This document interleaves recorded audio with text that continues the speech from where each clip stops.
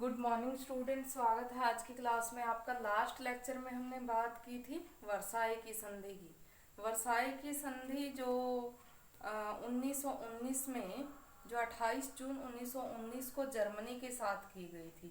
Germany ने उसको ये मानते हुए स्वीकारा था मजबूरी वश कि आगे हम भविष्य में युद्ध नहीं चाहते, अपितु अगर जर्मनी ऐसा नहीं चाहता तो युद्ध होता आगे और वो जो है उस संधि को मानने से इनकार कर देता, जो काफी अपमानजनक थी।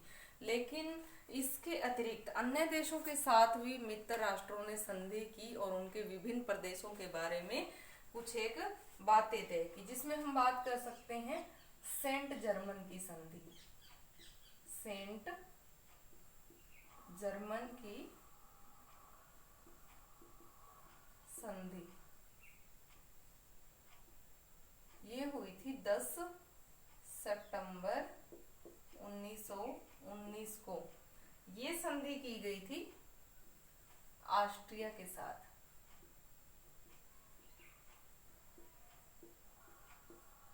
इसकी क्या शर्तें रही थी उसकी हम बात कर लेते हैं। तो इसमें ऑस्ट्रिया के साथ ये संधि की गई थी। पहले हमने पढ़ी थी वर्साई की संधि, वो जर्मन के साथ थी। तो इसमें जो शर्तें लागू की गई वो ऑस्ट्रिया के लिए की गई। ऑस्ट्रिया से कौन कौन से प्रदेश छीने जाएंगे, कौन कौन से उसके अंतर्गत रहेंगे, उसमें कितने सैनिकों की संख्या रहेगी, वो कितने सैनिकों को रख सकता है, ये सारी बातें जो है इस सेंट जर्मन की संधि में हुई। सेंट जर्मन नामक जगह पे हुई थी, इसलिए सेंट जर्मन की संधि कहलाती है। 10 सितंबर 1919 को ये घटित हुई थी। इसमें पहला हम बात कर सकते हैं कि ऑस्ट्रिया ने दक्षिणी टाइपोल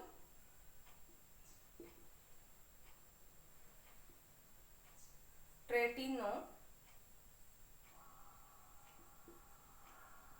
टाइपोल ट्रेटिनो और इस्ट्रिया, ये क्षेत्र उसने इटली को देने स्वीकार कर दिए, जो बाद में इटली का ही हिस्सा रहे। टाइपोल का क्षेत्र, ट्रेटिनो का क्षेत्र और ईस्ट्रिया का क्षेत्र उसने इटली को देने स्वीकार कर लिया। अगला है मोरेविया बोहेमिया। मोरेविया बोहेमिया साइलेशिया,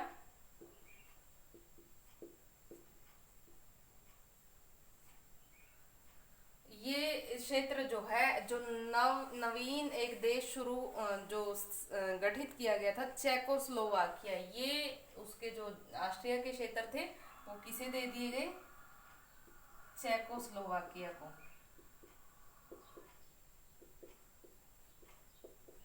ये दिए गए थे इटली को और ये दिए गए हैं चेकोस्लोवाकिया को। आगे हम बात कर सकते हैं कि पोलैंड को क्या दिए? गलेशिया,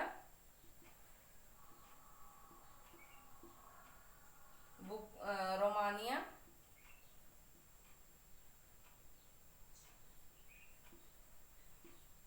बुकाविना, ये दिए पोलैंड को।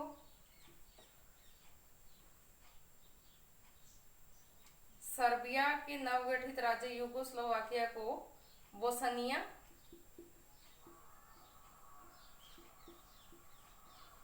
हर्गोविना का क्षेत्र दे दिया गया। किसको? इसी को, चेकोस्लोवाकिया को ही। सीधा हम बात कर सकते हैं ऑस्ट्रिया की जल सेना की। जल सेना समाप्त कर दी गई। उसके सैनिकों की, स्थल सेना के सैनिकों की संख्या निश्चित की गई। 30,000। 30,000 से ज्यादा वो सैनिक नहीं रख सकते थे। और क्षतिपूर्ति आयोग का गठन किया गया।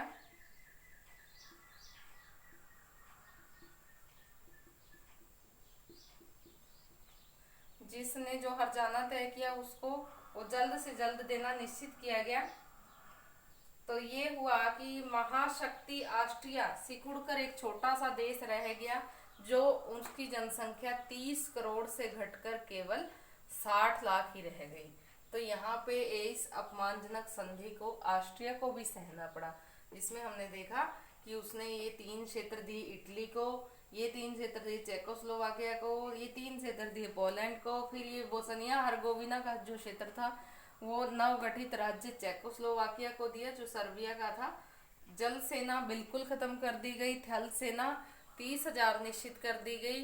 क्षतिपूर्ति आयोग का गठन किया गया, जिसका काम था कि जो भी युद्ध की क्षतिपूर्ति के रूप में हम तुम्हारे ऊपर राशि लगाएंगे वो जल्द से जल्द तुम्हें देनी होगी। और इस तरह से ये संधि जो है ऑस्ट्रिया के साथ उन्होंने अपनी निश्चित कर ली। उसके बाद हम बात कर सकते हैं अगली संधि की, जो थी न्यूली की संधि। कौन सी संधि थी?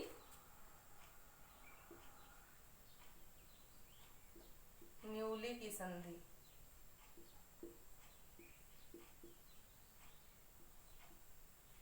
न्यूली की संधि 27 नवंबर 1919 को घटित हुई। न्यूली नामक जगह पे घटित हुई। इसकी जो शर्तें थी वो ये थी कि यूनान को थ्रेंस का क्षेत्र सौंप दिया जाए, मैस्टोनिया का कुछ एक भाग यूगोस्लोवाकिया को दे दिया जाए। ये जो है एक सिमिलर सी थी, जिसमें बुल्गारिया के साथ जो है जो की गई थी, बुल्गारिया के लिए की गई थी। बुल्गारिया ने भी जो ये द्विराष्ट्र संधि था, जिसमें जर्मनी, ऑस्ट्रिया, हंगरी, तुर्की या फिर इनका ही कहीं ये शामिल थे, इसमें बुल्गारिया इनकी ओर से शामिल हो गया, तो बुल्गारिया को भी ये सहनी पड़ी थी। तो न्यूली की संधि की गई थी बुल्गारिया के साथ, जिसमें यूनान को थ्रेंस का समुद्र तट सौंप दिया गया। दूसरा, मैस्टोनिया का कुछ एक भाग यूगोस्लाविया जो नया क्षेत्र था सर्बिया का, उसको फिर से दे दिया गया। डोवरूजा का क्षेत्र रोमानिया को दे दिया गया। बुल्गारिया की जल सेना बिल्कुल खत्म कर दी गई, उसकी जल सेना पर अंकुश लगा दिया गया। यहाँ पर 35 करोड़ डॉलर का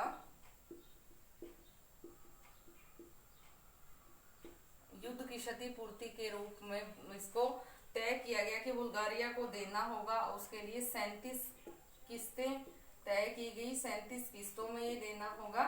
और इस तरह से इस संधि से बुल्गारिया को भारी नुकसान उठाना पड़ा। एक छोटा सा देश था, लेकिन उसको द्विराष्ट्र संधि के साथ शामिल होकर के काफी नुकसान उठाना पड़ा था, जिसमें उसके आर्थिक हित काफी हताहत हुए। हालांकि युद्ध में हो गए थे वो तो, लेकिन ऊपर से 35 करोड़ डॉलर की जो उनके ऊपर क्षतिपूर्ति लगाई गई थी, उससे तो बिल्कुल ही उसकी स्थिति दीनहीन हो गई।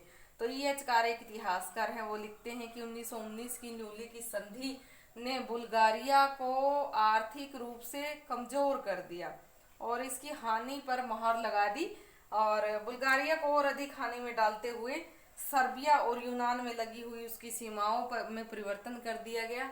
मित्र राष्ट्रों की सेनाएं बुल्गारिया में रहनी तय कर दी गई।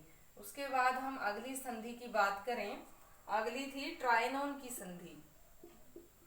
ट्रायनोन की संधि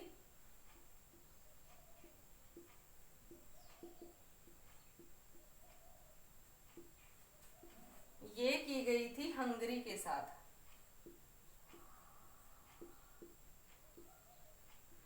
ये थी 4 जून 1920 को, और ये बुल्गारिया के साथ है, नोट कर लेंगे। तो ये इसमें क्या शर्तें थी कि हंगरी का ट्रांसलेविनिया, हंगरी का ट्रांसलेविना क्षेत्र किसको दे दिया गया? रोमानिया को। अगला क्रोएशिया क्षेत्र,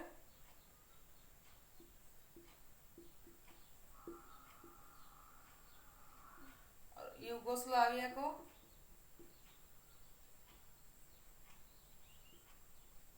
जो सर्बिया का पार्ट था।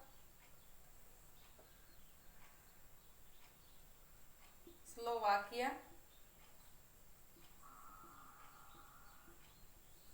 ये भी यूगोस्लाविया को।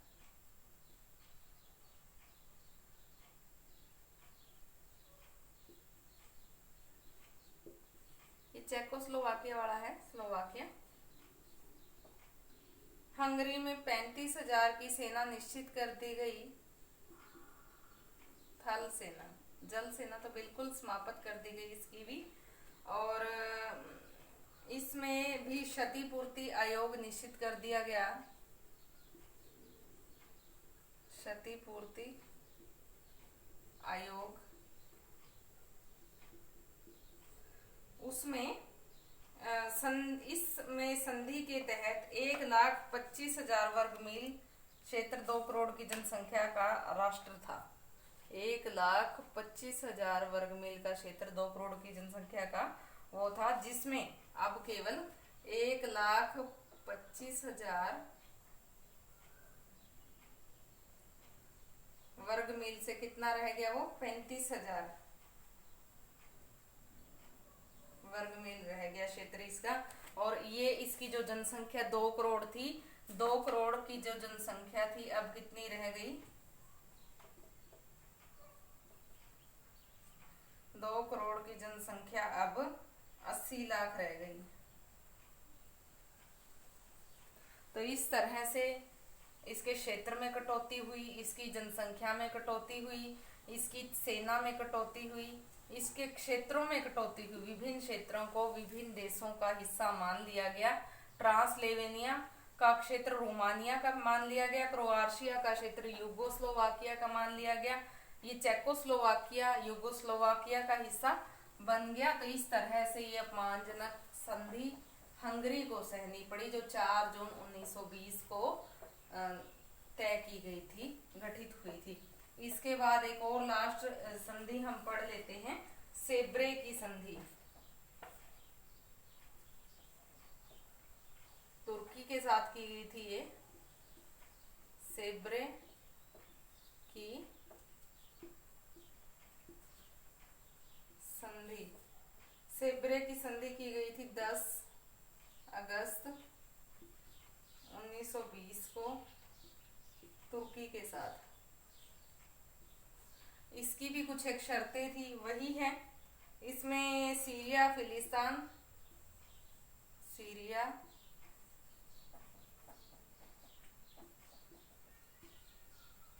फिलिस्तीन जॉर्डन के प्रदेश,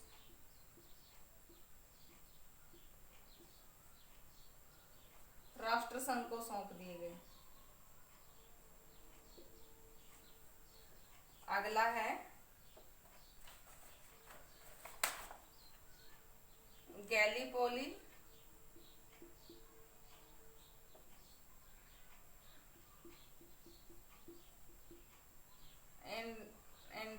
एंड्रियानोपल, एशिया माइनर,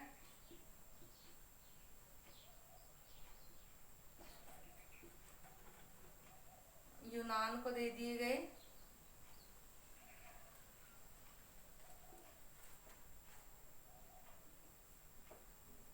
मिस्र पे इंग्लैंड का भाग रहा। आर्मीनिया आजाद कर दिया गया।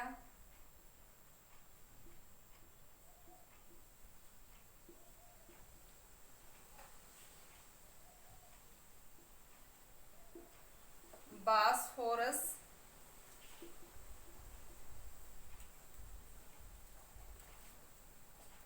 के लिए समुद्री मार्ग खोल दिए गए।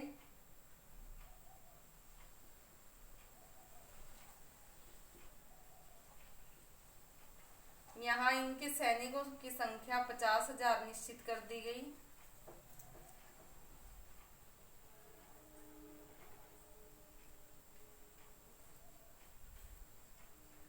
वही है, क्षतिपूर्ति आयोग का गठन किया गया।